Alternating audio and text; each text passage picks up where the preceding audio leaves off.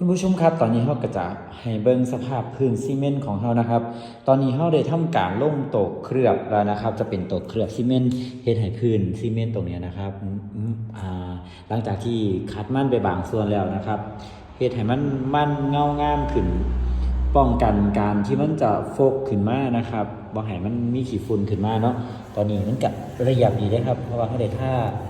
พวกตัวเคลือบเรียบร้อยแล้วนะครับอาจจะไม่ค่อยสวยปานใดนะครับแต่ว่ามันก็จะเป็นตัวเคลือบอย่างดีเพื่อให้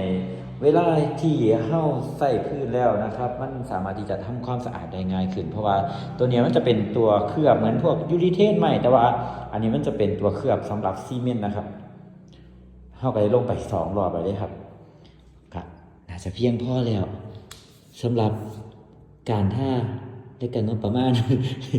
อันนี้ยังบ่ทันได้แห้งปานใดนะครับตรงนี้เฮ้าท่าแบบหลายนี่นะครับมันก็จะเพิ่มความเงางามให้สำหรับพื้นในจักหน่อยเนาะก็จะดูแลรักษาง่ายได้ครับอันนี้ก็จะเป็น